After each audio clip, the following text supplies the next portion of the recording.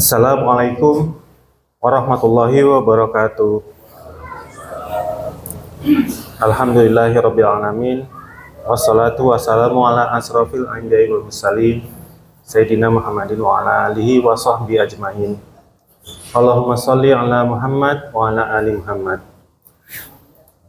Alhamdulillahirabbil alamin. Hari ini, pagi ini kita masih bisa berkumpul di masjid yang mulia ini atas berkat rahmat Allah Subhanahu wa taala. Salawat serta salam kita sampaikan kepada Nabi Muhammad Sallallahu Alaihi Wasallam beserta keluarganya dan beserta para sahabat dan pengikutnya. Hari ini insya Allah kita sudah memasuki hari ke-13. Bapak Ibu sekalian jemaah Masjid Mutiara Hikmah, kalau kita mengikuti perjalanan dari awal Ramadan, tentunya sudah banyak dari penceramah sebelumnya yang menyampaikan hal-hal yang terkait dengan keutamaan Al-Quran. Al-Quran sebagai petunjuk hidup kaum muslimin, petunjuk hidup umat manusia. Saya hari ini insya Allah akan sharing sedikit untuk mungkin melengkapi perspektif dari Al-Quran gitu ya. Jadi saya akan coba bahas terkait dengan mukjizat Al-Quran dari sisi bahasa dan penulisan. Bapak Ibu sekalian, Al-Quran diturunkan seperti kita tahu diturunkan dalam bahasa Arab. Keindahan dari bahasa Arab ini dan keindahan Al-Quran itu sendiri banyak membuat orang non-Muslim yang jatuh cinta kepada Islam gitu ya, sehingga terus masuk ke dalam Islam. Nah, bayangkan kalau mereka saja seperti itu gitu, bagaimana seharusnya kita yang sebagai Muslim gitu ya, yang sudah lama harusnya juga tentunya lebih mencintai Al-Quran gitu ya. Nah, barangkali dengan sedikit sharing ini bisa lebih menyemangati kita semua gitu untuk melihat bagaimana sebenarnya keindahan dari Al-Quran itu. Jadi tadi sudah saya sampaikan bahwa Al-Quran itu diturunkan dalam bahasa Arab. Ada beberapa hal yang menjadi hikmah kenapa Al-Quran itu diturunkan dalam bahasa Arab. Yang pertama itu adalah karena bahasa Arab itu kaya dengan kosakata yang beragam. Nah, setiap kata dalam bahasa Arab itu memiliki banyak sinonim persamaan kata gitu ya. Nuansa maknanya yang mungkin berbeda. Nah, ini memungkinkan Al-Quran untuk menyampaikan pesan-pesan yang kompleks dan mendalam dengan sangat tepat dan jelas. Nah, contohnya misalkan kata asyaif atau pedang. Itu kalau dari data yang saya dapat, itu kata itu memiliki kurang lebih 300 sinonim. Ada lagi kata singa, al-asad, itu kurang lebih 150 sinonim. Ada lagi kata air atau alma, itu kurang lebih 100 sinonim, dan masih banyak lagi kata-kata bahasa Arab yang sinonimnya cukup banyak gitu ya. Nah, itu jadi dengan kekayaan kosakata itu Al-Quran bisa menjelaskan beberapa pesan-pesan yang kompleks dan mendalam.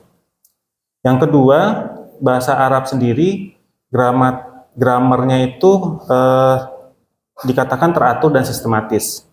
Nah, ini juga memungkinkan untuk menyampaikan pesan yang lebih jelas dan terstruktur.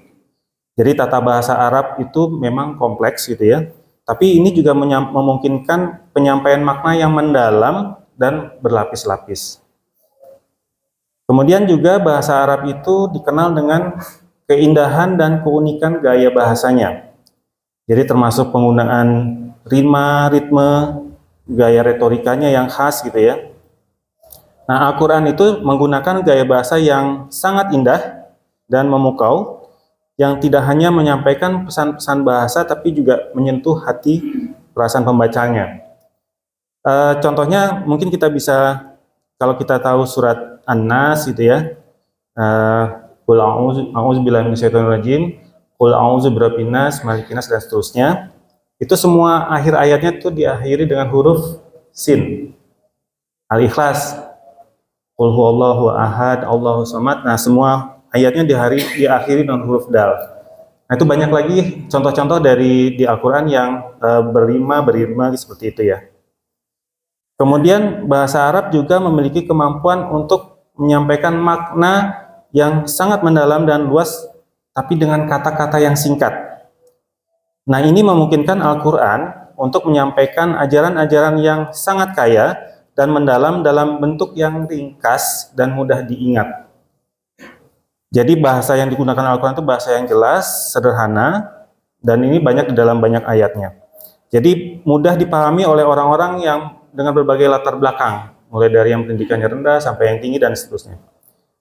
Contohnya misalkan ayat-ayat yang menjelaskan prinsip-prinsip dasar iman dan ibadah seperti di dalam surat Al-Ikhlas. Kalau kita perhatikan dari arti dari surat Al-Ikhlas ayat pertama, katakanlah Nabi Muhammad dialah Allah yang Maha Esa. Nah, ayat kedua, Allah tempat meminta segala sesuatu. Yang ketiga, dia tidak beranak dan tidak pula diperanakan. Dan yang keempat, serta tidak ada sesuatu pun yang setara dengannya. Kalau kita perhatikan, kata-katanya padat, singkat, tapi penuh makna. Jadi tidak ada multitafsir dan lain sebagainya. Nah, Al-Quran juga sering menggunakan pengulangan untuk menekankan pesan-pesan penting. Jadi ini diharapkan lebih mudah diingat dan dipahami. Contoh, di surat Al-Insyirah ayat 5 dan 6. A'udzubillahi minasyaitonirrajim. Fa inna ma'al usri yusra, inna ma'al usri yusra. Maka sesungguhnya beserta kesulitan ada kemudahan. Diulang lagi oleh Allah Subhanahu wa taala, sesungguhnya beserta kesulitan ada kemudahan. Jadi ditekankan bahwa kalaupun ada kesulitan, bersama itu ada kemudahan. Di surat Ar-Rahman sebagai contoh berikutnya, Fabi ayyi ala'i rabbikuma tukadziban. Maka nikmat Tuhanmu yang manakah yang kamu dustakan? Diulang sebanyak 31 kali. Ini untuk menekankan berbagai nikmat dari Allah. Contoh yang ketiga, di surat Al-Qamar. Walaqad yassarna al-Qur'ana lidzikri fahal min muddakir. Dan sungguh telah kami mudahkan Al-Qur'an untuk dijadikan peringatan. Diulang 4 kali. Kemudian di Al-Quran juga banyak kita temui perumpamaan. Jadi perumpamaan ini selain syarat makna, manfaatnya adalah juga agar pesan yang disampaikan mudah dimengerti dan manusia berpikir. Contoh, di surat Al-A'raf 179. Manusia yang tidak menggunakan hati, mata, dan telinga untuk memahami tanda-tanda kekuasaan Allah, itu diibaratkan sebagai hewan ternak. Yang kedua, di surat Al-Jumu'ah ayat 5. Manusia yang memiliki ilmu tapi tidak diamalkan, itu seperti keledai yang membawa kitab-kitab tebal. Keledai bodoh, jalan tapi bawa kitab-kitab tebal. Nah, itu manusia yang punya ilmu tapi tidak diamalkan. Ini menyindir kaum Yahudi. Di surat Al-Fil ayat 5. Tentara gajah Abrahah yang dilempari batu dan tanah yang terbakar, itu diberatkan oleh Allah seperti daun yang dimakan ulat. Jadi sedemikian gagah perkasanya tentara Abrahah itu oleh Allah itu diibaratkan pada saat kejadian dilempar oleh batu dan itu seperti daun yang dimakan ulat. Jadi ya begitu saja gitu ya. Nah, jadi sebagai mukjizat Al-Quran itu tidak ada yang dapat menirunya. Bahkan kalau sekarang kita mungkin mengenal AI ya, Artificial Intelligence, ada yang ChatGPT, ada yang DeepSeek dan seterusnya gitu ya. Saya pernah melihat di YouTube yang non-Muslim yang mencoba ngetes ke ChatGPT. Mungkin sebagian dari bapak-bapak juga mungkin sudah ada yang lihat atau ibu-ibu juga mungkin ada yang pernah melihat gitu ya. Dia menanyakan ke ChatGPT, kamu bisa nggak buat sesuatu yang mirip dengan Al-Quran? Jawaban ChatGPT adalah tidak bisa. Tidak ada yang bisa meniru Al-Quran, keunikan Al-Quran. Itu jawabannya. Dia tes lagi dengan, kamu bisa nggak buat yang mirip dengan Bible atau Injil? Bisa, katanya. Dibuatin contohnya. Dan dibuat contohnya katanya mirip. Jadi ini pun sudah dinyatakan oleh Allah Subhanahu wa taala. Sesuai dengan firman Allah Subhanahu wa taala di surat Al-Isra ayat 88, katakanlah sesungguhnya jika manusia dan jin berkumpul untuk membuat yang serupa dengan Al-Qur'an ini, mereka tidak akan dapat membuat yang serupa dengannya. Sekalipun mereka saling membantu satu sama lain. Nah, Bapak Ibu sekalian, Al-Quran itu juga barangkali rasanya ya dari penelitian itu adalah Al-Quran itu satu-satunya referensi yang paling banyak dihafal oleh manusia, yang paling terjaga keasliannya bahkan setelah lebih dari 1400 tahun. Dalam sejarah Nabi Muhammad SAW itu hidup di antara tahun 570 sampai 632 Masehi. Nah, di Inggris, tepatnya di University of Birmingham, itu ada manuskrip itu tulisan kuno gitu ya, manuskrip tulisan kuno awal terkait dengan Al-Quran, manuskrip Al-Quran awal yang disimpan di sana. Dan ada juga yang di Yaman, namanya Sanaa manuskrip, kalau yang tadi Birmingham manuskrip gitu ya. Nanti Bapak-bapak dan Ibu-ibu bisa lihat, bisa cek juga di Google. Kemudian dicek keasliannya dengan menggunakan yang namanya teknik radiasi karbon. Nah, kalau ini mungkin saya akan bertanya sama ahlinya Pak Sukrido gitu ya, atau Pak Profesor Wahyu gitu, terkait teknik radiasi karbon ini. Kalau yang saya baca itu teknik yang digunakan untuk memastikan usia dari fosil atau benda-benda yang sudah lama gitu ya, untuk memastikan usianya itu ada di tahun keberapa gitu.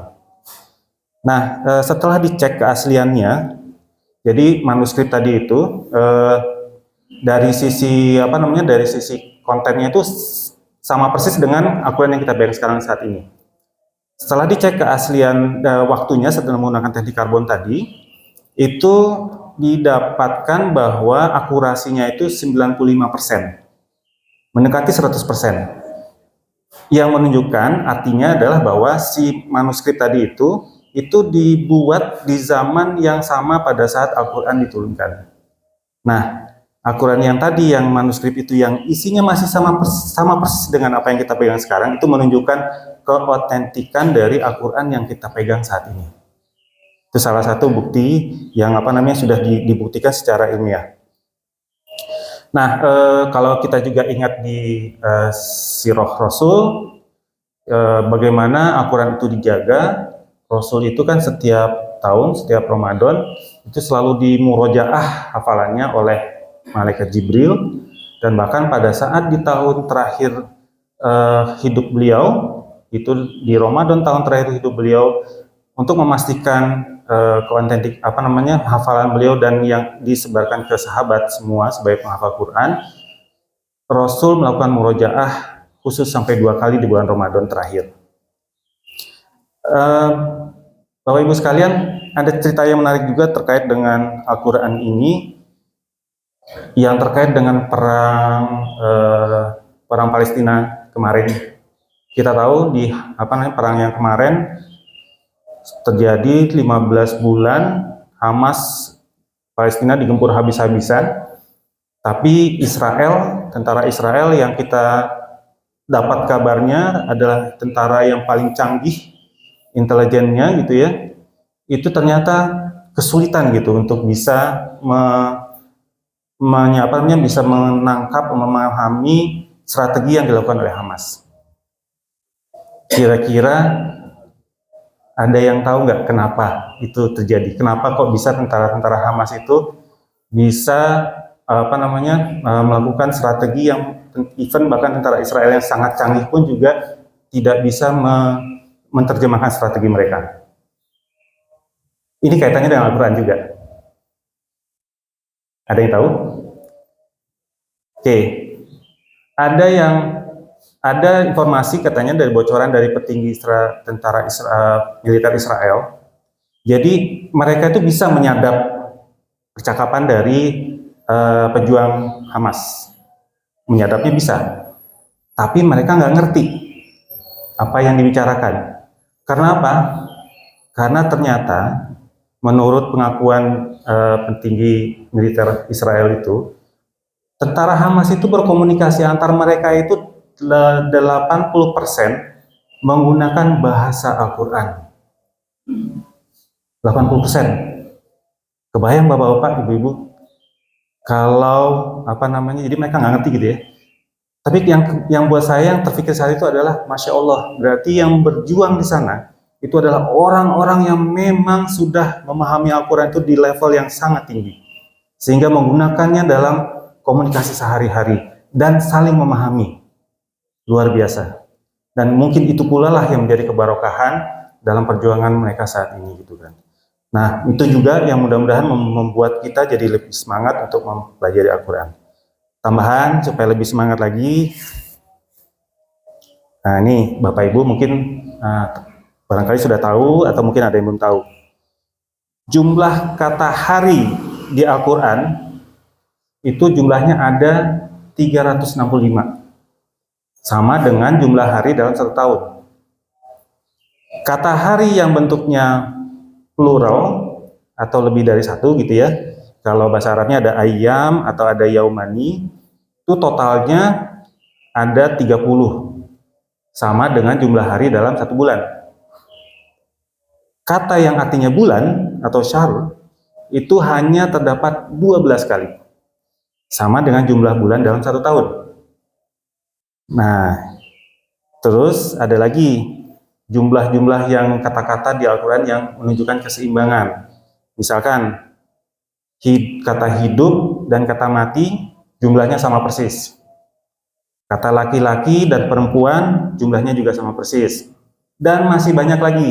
Silakan kalau Bapak Ibu nanti mau penasaran, cari juga di internet kata-kata apa saja yang jumlahnya sama gitu ya, yang menjadi uniqueness di Al-Quran. Yang sudah ditemukan seperti itu dan banyak. Dan ini banyak menunjukkan keseimbangan dan juga dan lain sebagainya. Jadi di surat Al-Hijr ayat 9, Allah kembali menegaskan bahwa sesungguhnya kamilah yang menurunkan Al-Quran dan sesungguhnya kami benar-benar memeliharanya. Mari kita sama-sama berdoa, semoga Allah memudahkan kita, menjadikan kita dan keluarga kita menjadi ahli Quran. Allahumma ja'alni minal Quran. Nah, ini yang bagian yang terpenting, tolong disimak baik-baik. Setelah Ramadan ada Lebaran. Banyak orang yang mudik di Pulau Jawa. Yuk perbanyak tilawah dan tadabbur Quran agar menjadi orang yang bertakwa. Amin. Membaca Al-Quran harus dengan hati yang bersih. Sekian, terima kasih. Wassalamualaikum warahmatullahi wabarakatuh.